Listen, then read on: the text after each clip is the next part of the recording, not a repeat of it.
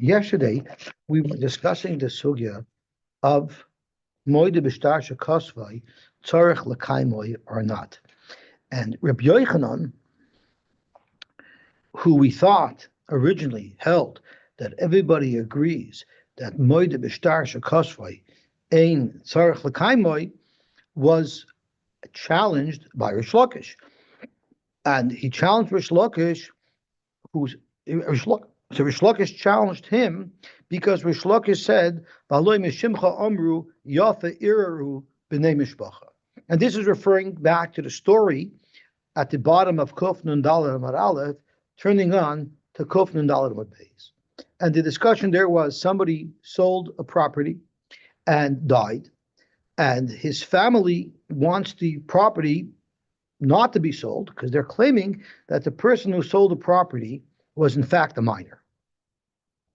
And you, Rabbi Yochanan, Rabbi Shlakish said, you said that the B'nai Mishpacha have a very good taina. Now, by saying the B'nai Mishpacha had a very good taina, it means that they could invalidate the shtar, because since they were moide b'shtar shekosvai, they do agree that the shtar was written, but they're claiming for a different reason, like the person who wrote the shtar to sell it was a minor at the time. For that reason, it should not be accepted. So, since you, Rabbi Yochanan, said Yafa Iru B'nei Mishpacha, that means you're agreeing that the B'nei Mishpacha can invalidate the shtar, even though they agreed that the shtar was valid. They could invalidate the shtar because they're claiming that the moicher was a minor at the time. So you have a raya that Rabbi Yochanan seems to hold moed b'shtar shekosvai tzarich l'kaim. So on that, Rabbi Yochanan responded, "That wasn't me. Rather, zu Elazar amra ani loy amarti zaver zemay olam. I never said it. I say moed b'shtar shekosvai ain't tzarich l'kaim. Rabbi Elazar thought that tzarich l'kaim." So Rabbi Zvid pointed out that might be Rabbi Elazar who you argue with, but your Rebbe, Rabbi Yochanan, is Rabbi Yanai. And Rabbi Yanai clearly says, moed b'shtar shekosvai also tzarich l'kaimai. So you can't argue on your Rebbe, as Rabbi Yanai said, Rabbi Yanai Amar Rabbi, moed b'shtar shekosvai tzarich l'kaimai. And v'omali Rabbi Yochanan commented on what Rabbi Yanai said. And he said, Rabbi, loy mishnah seinu huzu. This is a mishnah. What does the mishnah say? And we touch the mishnah as ein raya elo b'kiyum ashtar, meaning moide b'shtar shekosvoi tzarich l'kaimoi. So you see clearly that Rabbi Yochanan was agreeing to Rabbi Yanai that moide b'shtar shekosvoi tzarich l'kaimoi. So how could Rabbi Yochanan say, in this case, everybody agrees moide b'shtar shekosvoi ein tzarich l'kaimoi?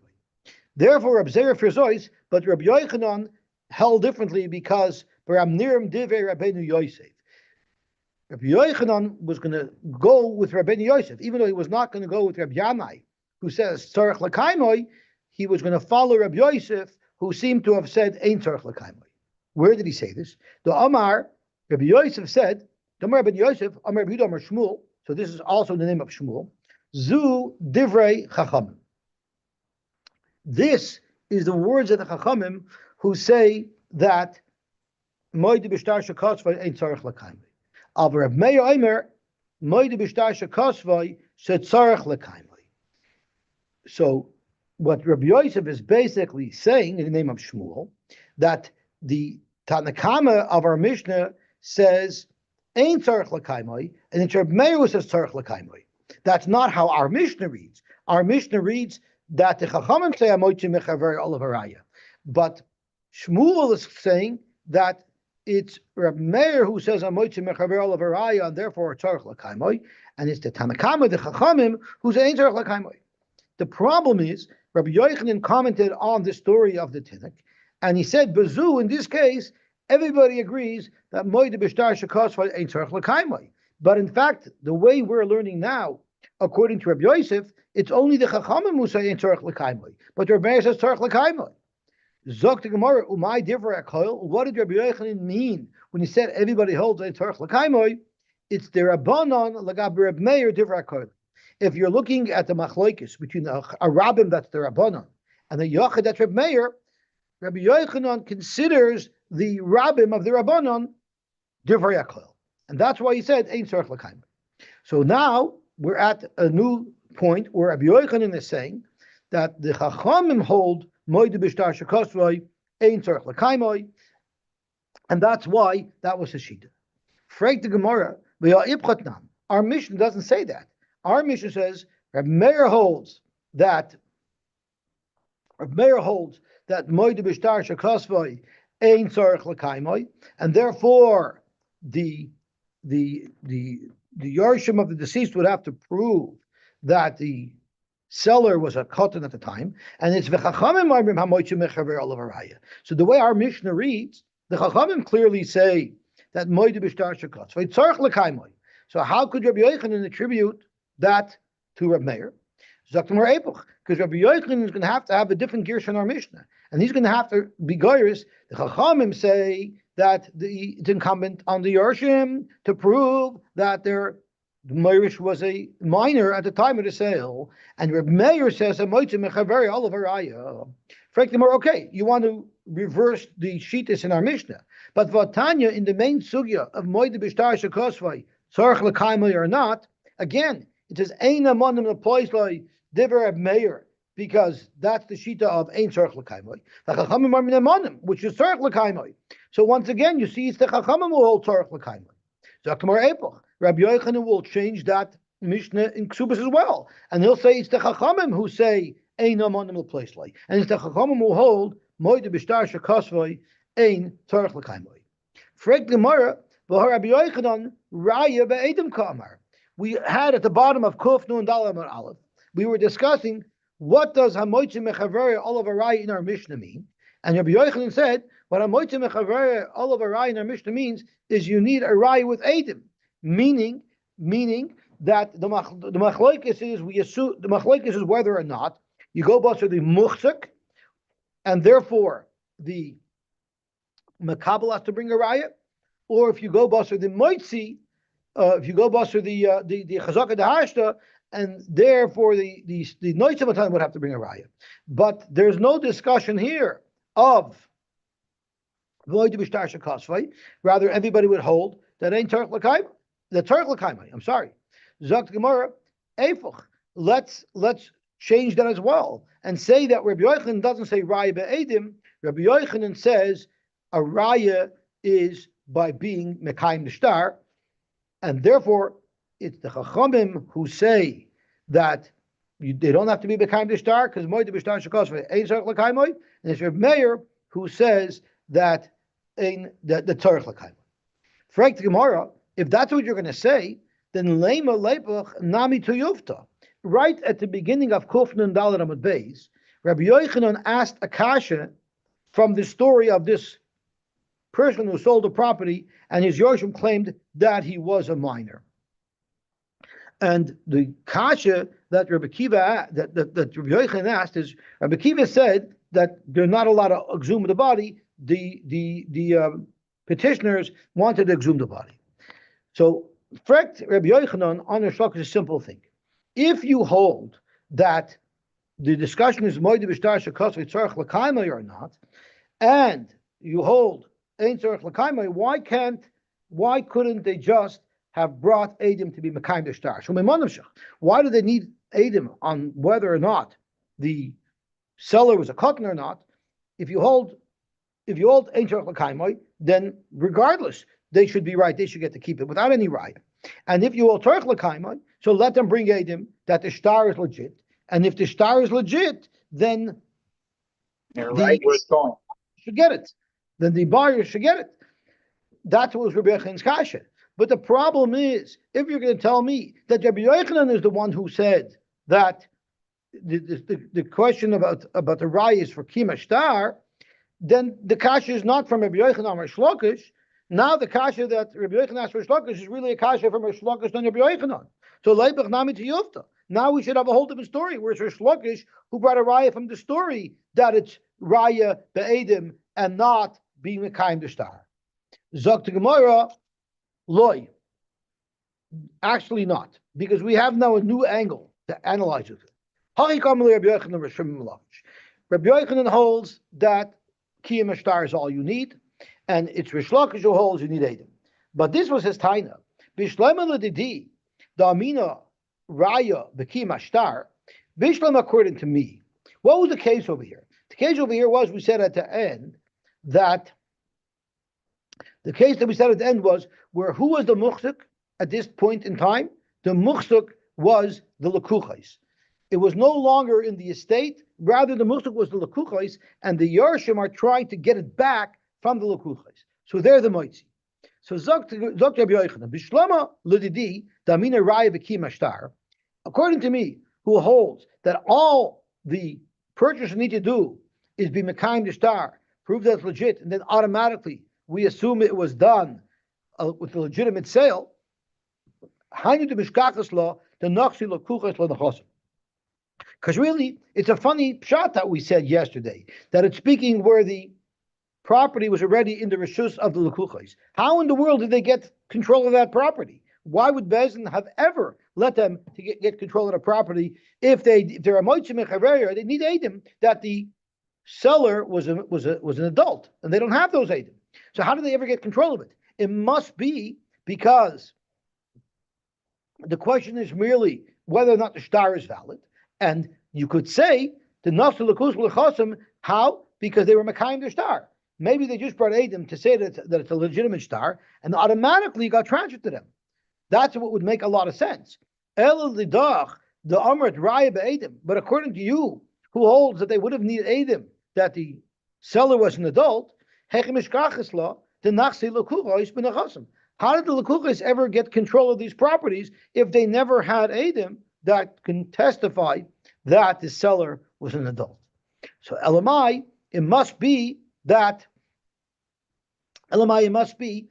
all you need to do is verify the star, and that would be enough to prove that. That would be enough to prove that the properties go to the buyers. So Zok to Gemara, Amar Loi. So Rabbi Shlokish could answer, Moedina loch be'ir the b'nei mishpach. Even though normally I would say, this error of the B'nai Mishpacha claiming that the seller was a cotton, that's a very, very schwache error. Why? Because there was a star written, and everybody agrees that there was a star written. And therefore, the Lav Irahu, their complaint, their tiny that the seller was a minor, is very unlikely. Because my Kamri, what are they trying to say? Cotton Haya? When he signed the star and Adam were there, they were actually signing on the star, testifying that a cotton sold it.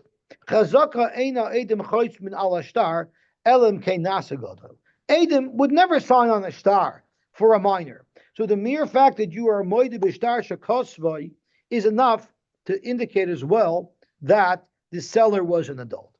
Therefore, over here, everybody would agree moide b'shtar shekosvai ain't tzarich l'kaimai. But Rabbi Yochanan holds halach l'maisa. Rabbi Yochanan and Shmuel holds halach l'maisa in our Mishnah. The hamoitze mechaver el varaya means tzarich l'kaimai, and that's the sheet of Reb Meir. And the sheet of the Chachamim is moide b'shtar shekosvai ain't tzarich l'kaimai.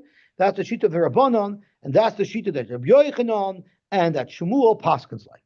And because of this, Zok the Rashbam, umaskana the Shmaitza, at the end of our sugya, the conclusion is moide b'shtar shekosvai ain't tzarich l'kaimai. The Shmuel Rabbi Yochanan. You see, Shmuel and Rabbi Yochanan both concluded that the Chachamim hold moide b'shtar shekosvai ain't tzarich l'kaimai.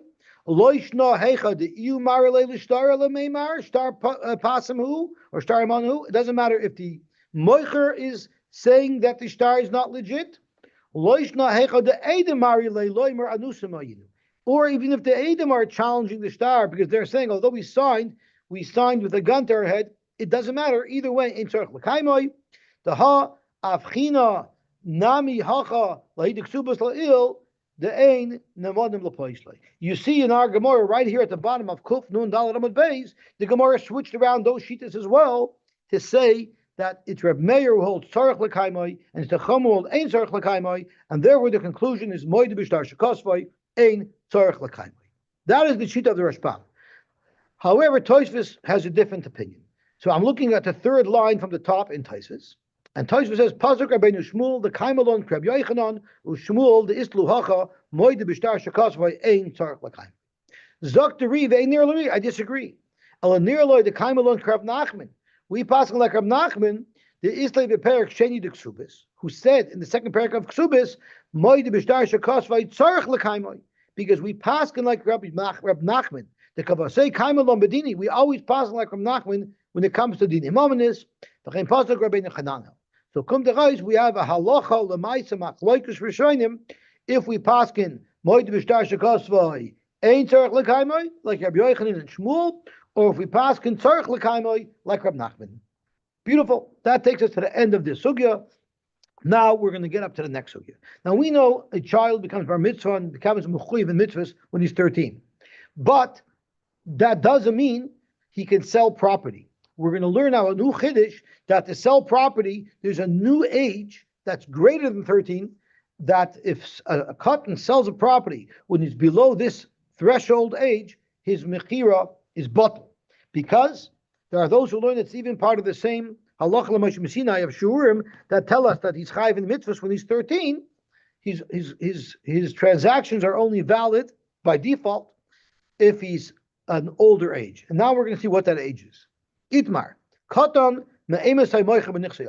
at what point can he actually sell properties? Now, there's actually a machlokes rishonim. The Rashbam says it's only nichsei aviv that we're discussing.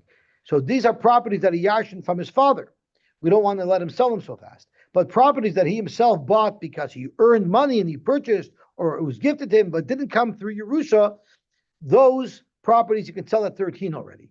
That's how the Rashbam learns. Although Tosfos brings a shita that this is referring to all sales of any property has this age limit.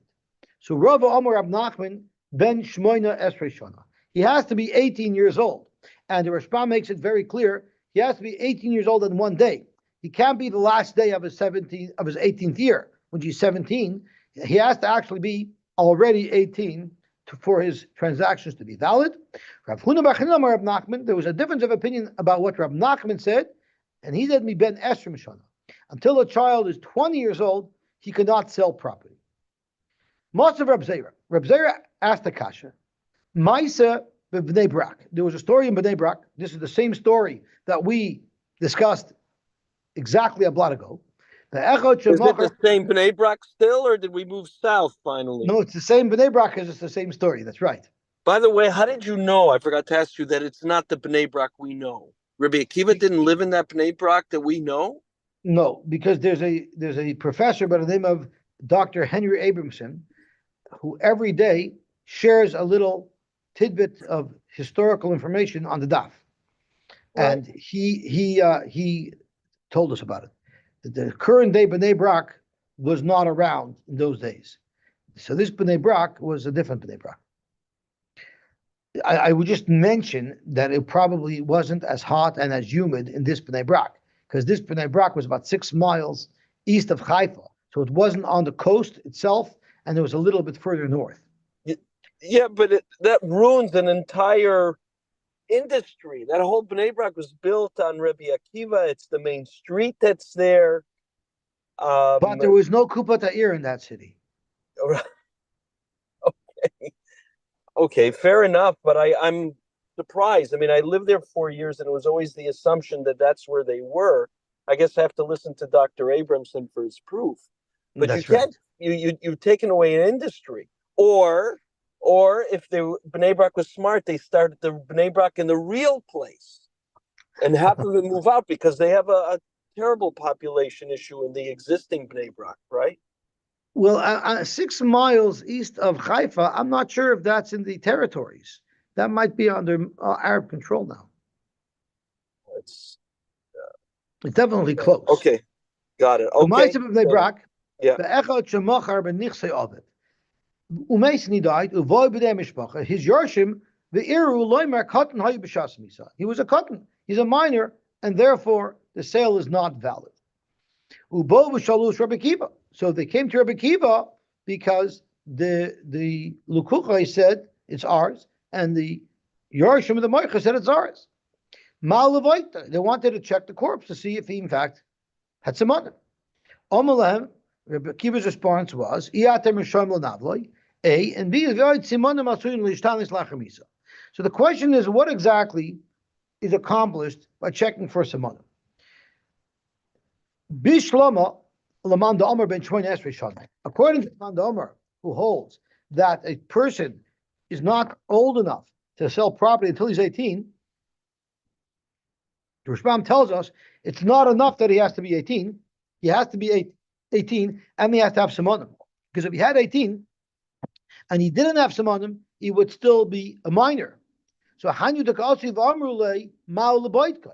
they want to check to see if he had simonim. It must be they knew he was 18. They knew he was 18, but their argument is that he was a minor because he didn't have simonim. And then there would make sense that they needed to know if he had simonim, because that would actually be a determining factor as to if he was an adult and his mecher is kayim or not. But if you hold that 20 years is the age, if it's 20 years, we're going to soon see it's irrelevant if he had simonim or not. Regardless, the age alone would do it. So therefore, kibot kulei mayhava.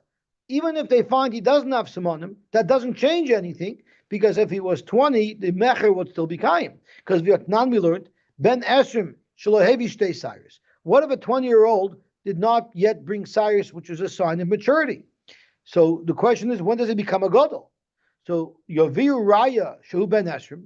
All they have to do is bring a raya. They bring his birth certificate to prove that he's actually 20 years old. V'uasaris, and now Allah didn't have a saris.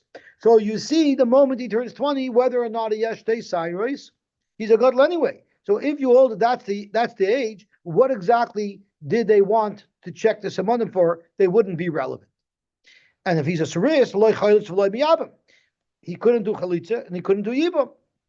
Zok the Gemara, just not having simonim doesn't make somebody into an adult because he's 20. Lav itmar Allah. Didn't we learn about this Mishnah we just quoted, that at 20 he becomes a saris?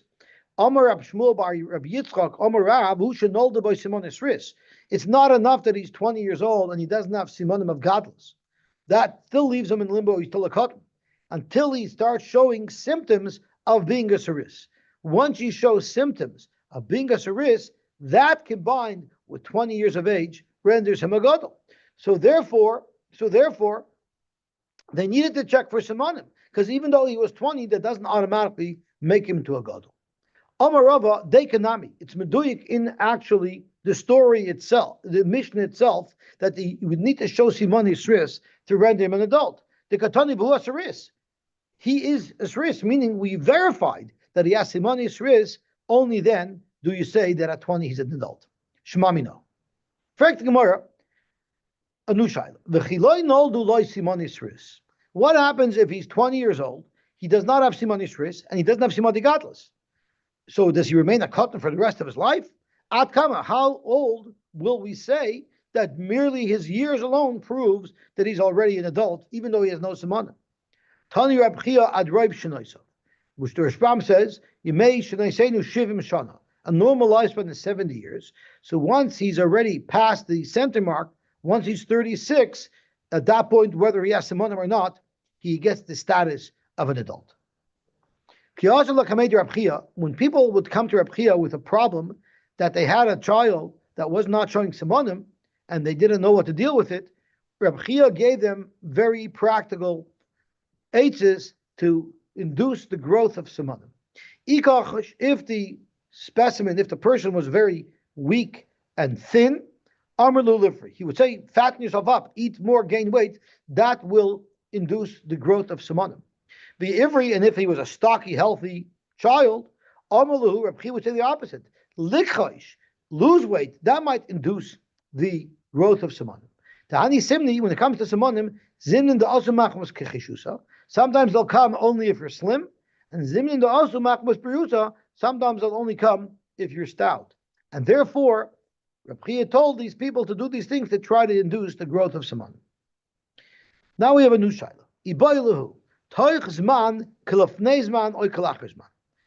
We already let's just back up. So if somebody in Simanim, so the guy who had to wait to 36, he was putter, he's considered a katan?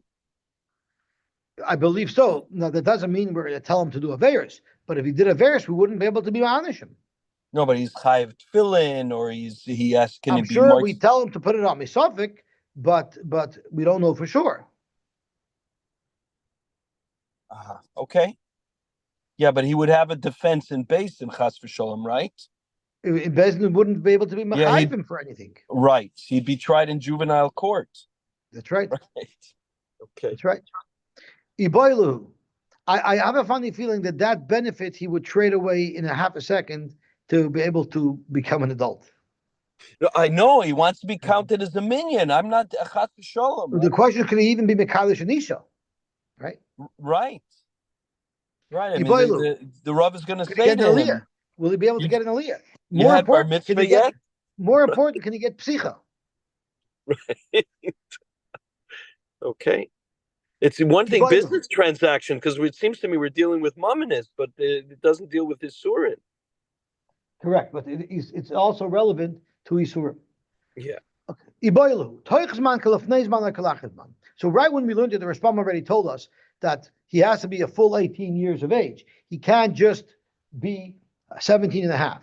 But the Gemara is probing it here. The Rashbam was already privy to the conclusion of the Gemara. So what if he's 17 and a half, he's not 18? According to the Mandamar, that the number is 18. Rava Amar Rav Nachman, Rava said in the name of Rav Nachman, Toichzman Kalafneizman, and of course his sale of a property would not be valid.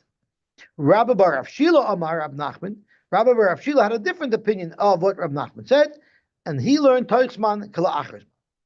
Zogt Gemara Ba'ad Rava Lava Perishitmar. This opinion that we're stating in the name of Rava, in the name of Rav Nachman, that Toichzman is Kalafneizman, and the children is not the person would not be considered an adult, and his transactions would not be valid. He didn't say beferish ella mechlala itmar. It was only figured out from a different psak that Rava said, and we might be able to interpret that psak to mean something other than the fact that he holds toichsman kilafneizman. Okay. Ella machlala itmar. What was the story? Ahu toichsman. There was this person who was underage. The Ozil Zaven Nixi. He went and sold Nechasim. And now there was a challenge if this sale is valid. And this came to Rava, this case came to Rava, discussing whether or not this would be a valid sale or not. And what happened was, Omer Lahu, Rava Paskind. Yosy, what happened? Was it me? No, it was me because I logged in. I just logged in from the television as well.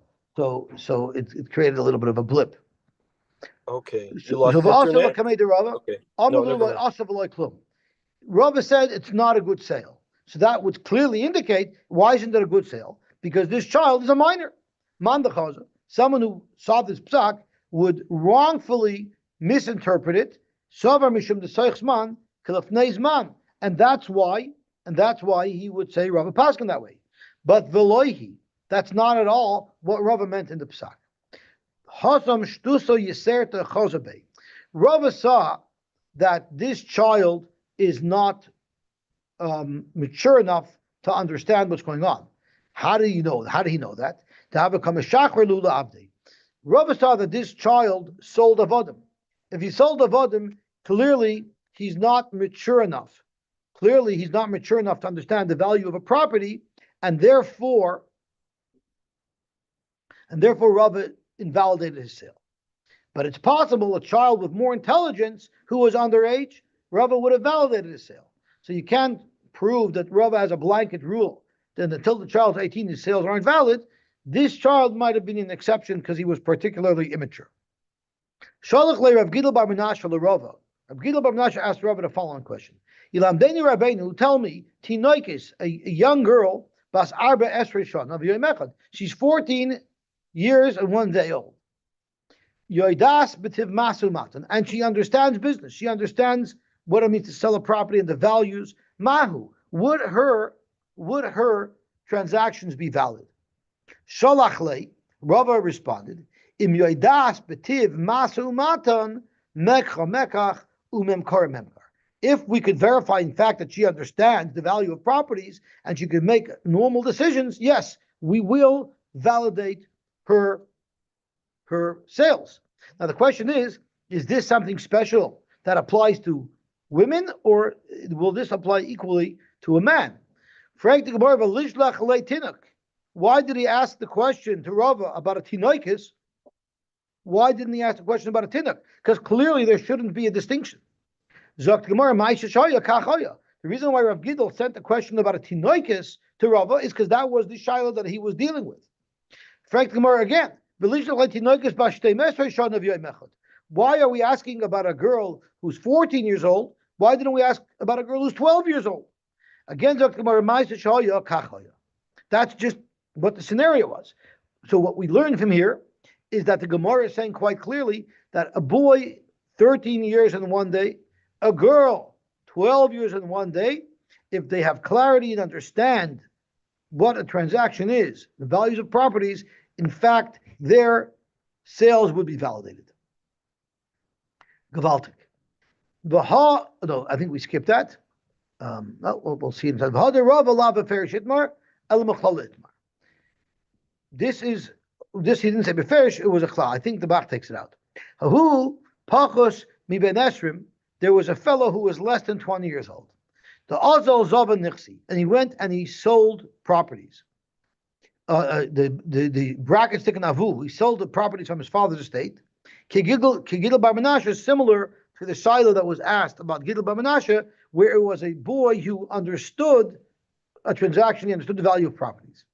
Also, the Kamei de Rava, now the families are arguing because the family of the boy said, no, he didn't know what he was talking about. It shouldn't be a valid sale. The purchaser says, what are you talking about? He knew exactly what he was talking about. It is a good sale. So this dispute came to Rava. And what happened was, Amalur Kroive, they knew that there's going to be an assessment done as to whether or not this child is mature enough to make a sale. Since they wanted to invalidate the sale, they wanted the child to demonstrate immaturity so that Rava will invalidate the sale. So they told him, his family told him, this is what you should do. Zil echayel tomorrow, go in front of Rava and eat dates, v'shadi be'kishyasya, be Rava, and throw the pits on the floor in front of Rava. So one thing, it's good to know that someone who throws his garbage on the floor is considered immature and not royal to make transactions. That's just an aside piece of information. It's not considered normal human behavior to dump your garbage on the floor. Do this in front of Rava, and Rava will think clearly that you're not mature, and therefore he'll invalidate the sale, which is the psak that we want to get. Avarachi. So the Katan listened to his family, and Amr Lahu, Rava Paskin, Zavine, Lav Zavini. It's not a good sale. This child. What about if you throw your clothing on the floor and you don't clean up your room? Well, we're not talking your room. We're talking about when you're by Rava's house. So in your own private room, I don't know if that would qualify. But in a public place, if you throw your garbage on the floor, that makes you mature. So I wonder if you're eating by a kiddush and you drop cake and stuff all over the floor, or kugel all over the floor, and you don't pick up after yourself. I'm not sure how that is viewed here. But it's definitely not a positive light. Well, it depends on which minyan you go to. That's what happened, and that shows you the maturity of that minyan. And that I think you should mention this Sunday night at the meeting. Okay, so what happened is he paskin to Rav Paskin, this child is not mature, it's not a good sale. And Kikakas Shtara, when Rava was writing up the star in which he's recording his psak that they could take to the bank to enforce, the purchaser figured they're going to also manipulate this kid to get a psak in their directions. So they told the child, Rava is charging for this psak azuz. So they told him, you want to impress Rava? Let me tell you what to tell him. Zil Eimalei, go tell Rava, Zil Eimalei the Rava, Megillas Esther bezuzah. If I wanted to hire a cipher to write me the whole Megillas Esther, all it would cost me is one zuz. Shtar demar bezuzah. You're charging me that same amount for your simple little star?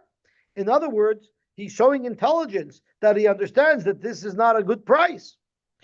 Also, Omerle. So the child went and he wanted to impress Rava, so he said that.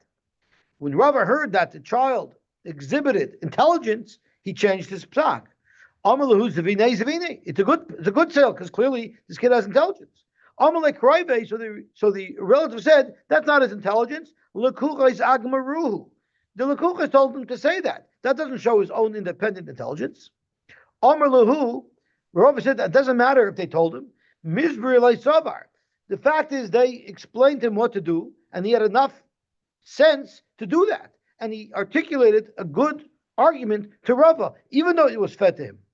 Even the Masbri Lei Savar, that's good enough for me, said Rava. Made the Yoda, that's enough of a maturity level that his transaction is valid. How do I explain the cuckoo thing he did by throwing garbage down in front of me? Is chutzpah yisera hu. He was just a mechutzav. He was a likeward kid. That doesn't mean he's not smart. It means he was a likeward kid. Did I just say that loud, or was I just thinking? I heard that loud and clear. Amar Avuna bered Rabbi Yeshua. Edus. If this child who was not able to make a transaction of karka, if he said edus once he's 13, his edus is believed. Amar Marzutra said, I'm going to limit that. I only think that for metaltlin his edus is believed because we know for metaltlin we don't have this restriction. This whole discussion that we had that he can't sell is property. Metaltlin he could sell. But he wouldn't be neman to say edus on karka. So it sounds very much from Marzutra that he's linking your ability to sell and buy something to your nemanis. If you could buy and sell something like metaltlin, you'll have a nemanis. But if you cannot buy and sell something like karka, then you don't have an nemanis. Based on that, Amalei Ravashi Marzutra, based on you that you're connecting, you're making a link between if you're neman to do such a transaction, if you're neman on edus, then ma'ishna metaltle the zvini. Why is it that metaltlin is different? That you're saying that he's neman, it's because his sale or purchase would be valid. Well, if that's the case, why limit it to someone who's 13? Even young children that are 6 or 7 years old, if you determine that they're understanding what they're doing, their transactions are valid by metaltlin. So Hakanami, they do some edus. Are you going to tell me you'll have a 7-year-old child who's nemon to say edus? Because based on your logic, that it's all dependent upon whether or not you could make such a transaction, these children should be kosher edim, and surely they're not. Elamai teleplug. Amalei no. Hasam be'ina v'amdu shnei ha'anashim v'leka. There's a lashon of the pasuk of amdu shnei ha'anashim. It's actually talking about the baladin, but we learn from there that you have to have an adult saying edus. So therefore, it has to be a minimum of 13 years of age to be demonstrated. Amar Meimar umatanoshim matana.